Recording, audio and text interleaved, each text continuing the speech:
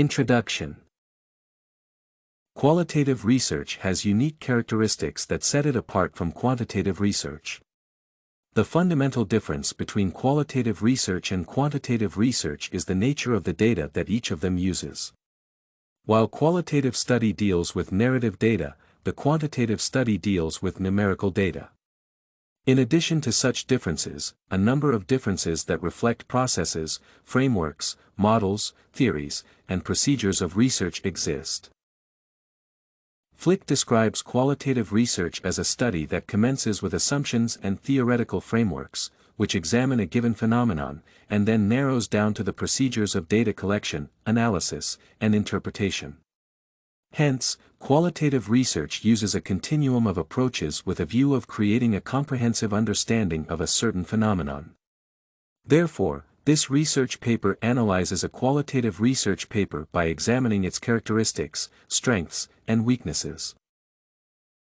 Characteristics of qualitative study. The holistic approach is one of the characteristics that the article possesses. According to Creswell, qualitative researchers strive to construct a phenomenon of interest using diverse perspectives and factors. In this view, the article has effectively constructed the concept of negative leadership by elucidating the antecedents and consequences. The antecedents of negative leadership are behavioral factors, social environment, organizational structures, resources, and processes. The consequences are destructive behavior, negative attitude, and devastating organizational outcomes. Hence, the article uses the holistic approach in elucidating the concept of negative leadership. The use of the inductive-deductive approach is a characteristic of the article. Engel and Schutt argue that inductive-deductive logic is a complex process of reasoning that qualitative researchers apply in expounding complex themes and concepts. From the article, it is evident that inductive reasoning and deductive reasoning are central in the elucidation of the concept of negative leadership in the study. In the article, Schilling states that the research performed inductively oriented investigation with a view of developing a theory that enhances understanding of negative leadership. Inductive reasoning is a bottom-up approach in research that culminates in the development of the theory. Hence, the article contributes to the development of the theory of negative leadership among managers. The collection of data in a natural setting is a characteristic that is evident in the article. According to Klenke, qualitative researchers seek to study and interpret a certain phenomenon in natural settings rather than in a laboratory environment. In the methodology, the article indicates that the qualitative study interviewed 42 managers, who work in a German telecommunication company. The face-to-face interview is an important feature of qualitative research in natural settings because it allows researchers to probe participants and obtain valid information. Researcher as a key instrument is a unique characteristic that defines qualitative research. Seidman asserts that qualitative researchers form part of the research instrument because the procedures of collecting data using interviews and observations are dependent on them. In the article, the researchers played a central role in the collection of data because they used semi-structured and open-ended questions. Schilling reports that the interviewer had the task of verbally paraphrasing the statements of the interviewee and making detailed inquiries. Thus, the researcher was very instrumental in the qualitative study of negative leadership. The use of grounded theory is an apparent characteristic of the research in the article. Urquhart argues that grounded theory does not follow the normal procedure of research that begins with hypotheses as it entails analysis of data and the development of theory. From the article, it is evident that the study has no hypotheses, but has elaborated methodology in data analysis. Schilling states that the research employed grounded theory as a place marker that identifies and outlines the phenomenon of negative leadership. Therefore, grounded theory is a characteristic of qualitative research that is visible in the article. Allowing participants to provide meanings of the research concepts is a characteristic of qualitative research that is obvious in data collection.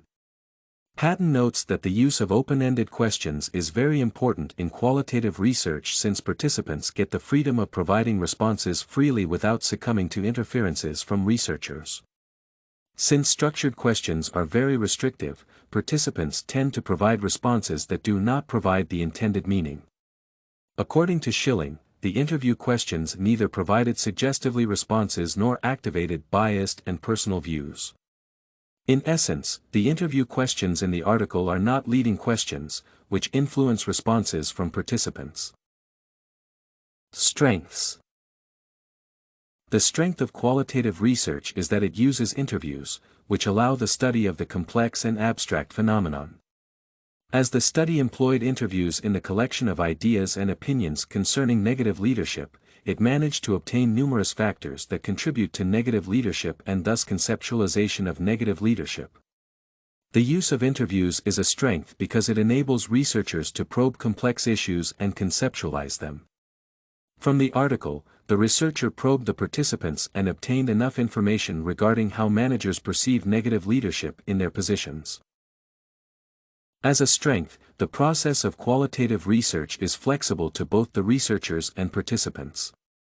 Merriam argues that qualitative research does not restrict researchers in the collection of data. In the article, the researcher did not follow a specific pattern in data collection.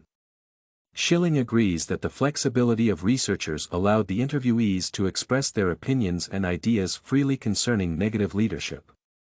Thus, the interviews and flexible process of the researcher are strengths of the qualitative research that are evident in the article. Weaknesses. One of the weaknesses of the qualitative research that is present in the article is the low reliability of the findings. Since the researcher in qualitative study forms an integral part of the research instrument, the findings have low reliability.